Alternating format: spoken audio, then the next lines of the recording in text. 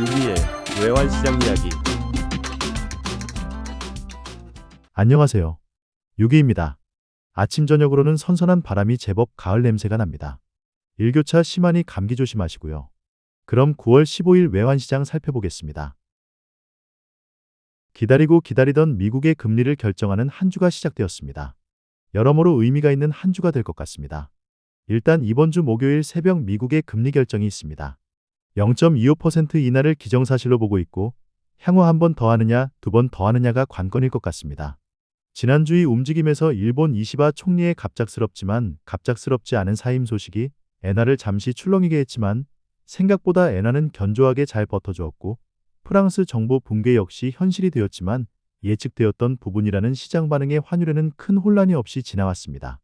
그리고 주말 프랑스의 신용등급이 한 단계 강등되었지만 유로화의 움직임에 큰 영향은 없었습니다.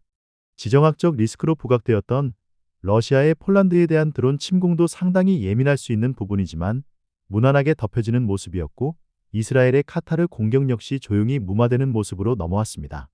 결국은 미국의 금리 결정 하나 보고 여기까지 왔다라고 해도 과언은 아닐 것입니다. 우리나라의 입장에서는 미국 금리 결정도 중요하지만 1380원대 초중반에 집중해 있는 대기 매수 세력이 어떤 성향인지도 살펴봐야 할 것입니다. 서학개미의 해외 투자 자금이 대규모 있다. 국민연금의 해외 투자 금액이다. 또 한미 관세 협상에 대한 3,500억 불에 대한 잠재 대기 수요이다. 등 여러 가지 추측이 있습니다. 모두 다 일리 있는 대기 물량인 것 같습니다. 이에 더해 주말 사이 한미 무제한 통화 스와프 계약이 이야기되고 있어 향후 무게감을 상당히 더하는 내용이 될 것 같습니다. 지난주 외국인의 순매수 물량이 엄청나게 쏟아지고 국내 증시 역시 신고가를 찍고 있는 상황에서도 환율은 1390원 언저리에서 꿈쩍도 않고 있었던 것이 어쩌면 이번 주 미국의 금리 인하를 기점으로 통화 스와프까지 체결된다면 그리고 증시에서의 외국인 순매수가 지속적으로 이어진다면 그동안 숨어있던 에너지가 폭발해 큰 폭의 하락을 보일 수 있겠다 싶은 생각입니다.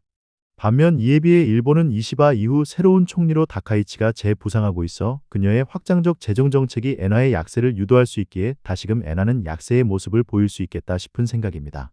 한편으로는 일본 역시 이번엔 금리 동결을 발표하고 다음번인 10월 말 금리 인상에 나설 수도 있다는 이야기가 있어 10월 4일로 예상되는 일본 자민당 선거에서 다카이치가 당선된다면 원엔 가격은 다시금 900원대 아래로 내려갈 수 있을 것이라고 예상해보고 이후 10월 말 금리 인상을 기점으로 조금씩 회복되는 모습을 예상해봅니다.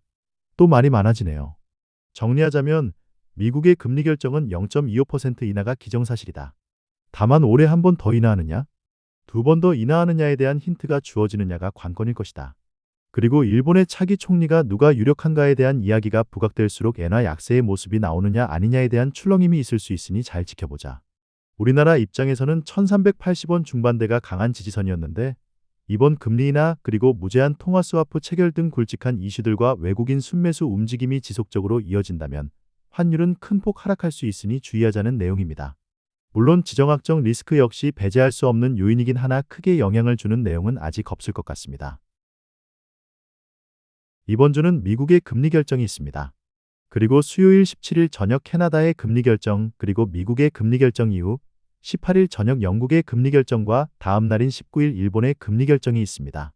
미국과 캐나다는 금리 0.25% 인하를 나머지 나라들은 현행 동결을 예상합니다. 솔직히 미국과 일본 이외의 나라들의 통화정책이 시장에 미치는 영향은 크지 않다고 보고 있습니다. 이번 주 미국의 경제지표는 16일 화요일 밤 소매 판매 발표가 있습니다. 이전보다 소폭 하락했을 것으로 예상하고 있습니다. 경기가 그만큼 침체되었다는 것을 이야기하는 것일 것입니다. 그리고 주 후반 18일 새벽 금리 결정 이후 18일 밤 신규 실업수당 청구 건수 발표가 있고 19일 금요일 필라델피아 제조업지수 발표가 있습니다.